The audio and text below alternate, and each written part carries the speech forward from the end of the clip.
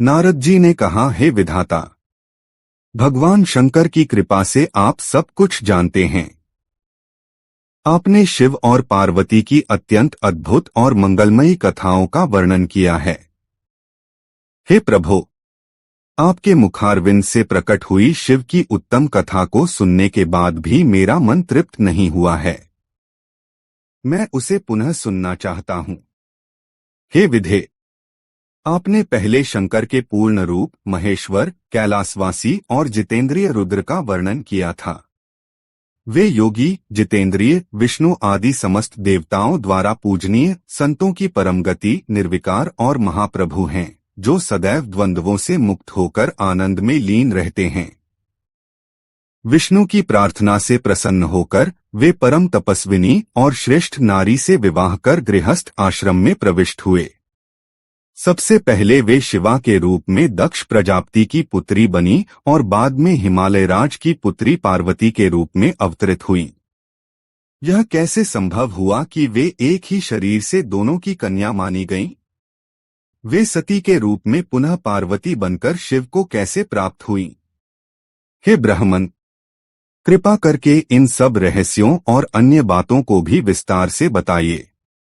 सूत जी बोले, शिव भक्त नारद मुनि के इन वचनों को सुनकर ब्रह्मा जी अत्यंत प्रसन्न हुए और कहने लगे।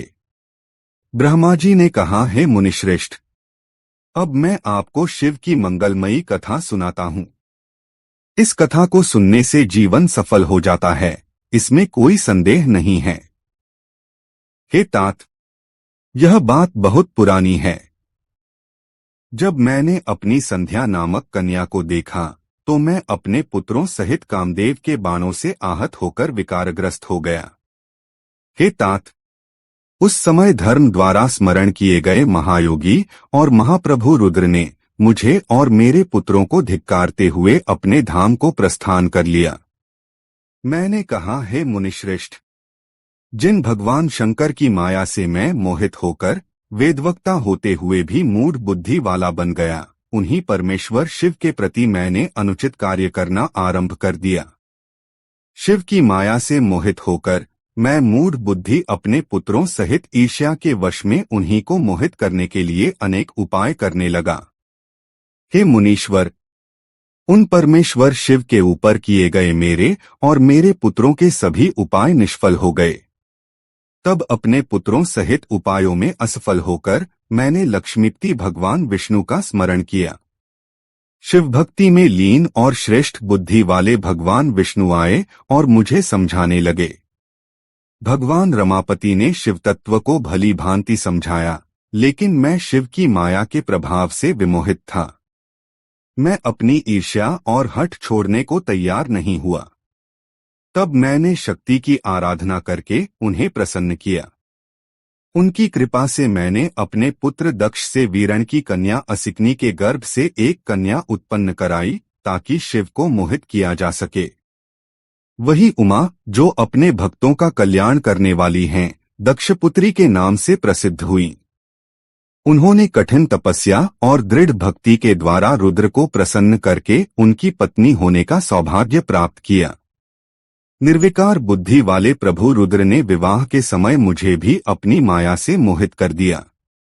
उन्होंने उमा के साथ गृहस्थ आश्रम में प्रवेश कर अपनी अद्भुत लीलाएं प्रारंभ की। उमा के साथ विवाह करके संतान उत्पन्न करने की इच्छा से सदैव स्वतंत्र और स्वेच्छाचारी सदाशिव अपने कैलाश पर्वत पर लौट आए। वहां वे अत्यंत विमोहित होकर उमा के साथ रमण करने लगे। हे मुने, उमा के साथ विहार करते हुए निर्विकार शिव ने सुखमय जीवन के अनेक कालखंड व्यतीत किए, किंतु तदनंतर किसी निजी कारण से रुद्र और दक्ष के बीच एक विवाद उत्पन्न हो गया। उस समय शिव की माया से दक्ष मोहग्रस्त, अत्यंत मूर्ख और अहंकार से भर गया। उसी माया के प्रभाव से अत्यधिक अहंकारी, मूढ़ और मोह से अंधा हुआ वह दक्ष निर्विकार और महाशांत भगवान शिव की निंदा करने लगा। फिर गर्भ में चूर दक्ष ने मुझे, विष्णु को और अन्य सभी देवताओं को अपने यज्ञ में बुलाया, किंतु शिवजी को जानबूझकर नहीं बुलाया। दक्ष प्रजापति, किसी कारणवश शिव से असंतुष्ट और क्रोध से भरे हुए दुर्भाग्यवश न तो अपने यज्ञ में शिवजी को आमंत्रित किया और न ही अपनी पुत्री सती को उस यज्ञ में सम्मिलित होने के लिए बुलाया। जब माया से मोहित चित्त वाले दक्ष प्रजापति ने शिवजी को यज्ञ में आमंत्रित नहीं किया तो ज्ञानस्वरूपा महासाध्वी सती ने अपनी लीला आरंभ की। शिवजी की आज्ञा लेकर गर्वित दक्ष के द्वारा आमंत्रित न किए जाने के बावजूद वे अपने पिता दक्ष के घर पहुंची। यज्ञ में रुद्र के लिए भाग न देखकर और अपने पिता द्वारा अपमानित होकर देवी सती ने वहां उपस्थित सभी की निंदा की और योगाग्नि द्वारा अपने शरीर का त्याग कर दिया। यह सुनकर देवाधिदेव रुद्र ने असहनीय क्रोध में अपनी जटा से वीरभद्र को उत्पन्न किया। गणों सहित वीरभद्र को उत्पन्न कर शिवजी ने कहा, अब मैं क्या करूं? फिर उन्होंने वीरभद्र को आज्ञा दी, हे वीरभद्र, दक्ष के यज्ञ में आए हुए सभी का अपमान करते हुए यज्ञ का विध्वंस करो। शिवजी की आज्ञा पाकर महाबलवान और पराक्रमी वीरभद्र अपनी विशाल सेना लेकर शीघ्र ही यज्ञ विध्वंस के लिए वहां पहुंचे। वीरभद्र की आज्ञा से गणों ने वहां बड़ा उपद्रव मचाया। वीरभद्र ने सभी को दंडित किया और कोई भी उनके प्रकोप से बच नहीं सका। वीरभद्र ने देवताओं के साथ भगवान विष्णु को भी पराजित किया और दक्ष का सिर काटकर उसे अग्नि में हवन कर दिया। इस प्रकार उसने यज्ञ का पूर्ण विनाश कर दिया। तत्पश्चात वह कैलाश पर्वत पर लौटकर शिवजी के चरणों में प्रणाम करने पहुंचा। इस प्रकार रुद्र के अनुचर वीरभद्र और अन्य गणों ने देवताओं के देखते देखते यज्ञ का संपूर्ण विध्वंस कर दिया। हे मुने, श्रुति और स्मृति से प्रतिपादित यह नीति समझ लेनी चाहिए कि जब श्रेष्ठ प्रभु रुद्र रुष्ट हो जाए तो संसार में सुख कैसे संभव हो सकता है। इसके बाद सभी देवताओं ने यज्ञ की पूर्णता के लिए भगवान रुद्र की स्तुति की। उस उत्तम स्तुति को सुनकर रुद्र प्रसन्न हो गए। दीनों पर दया करने वाले भगवान रुद्र ने सभी की प्रार्थनाओं को स्वीकार कर उन्हें सफल बना दिया। अनेक प्रकार की लीलाएं करने वाले महात्मा शंकर महेश ने अपनी पूर्ववत कृपालुता प्रदर्शित की।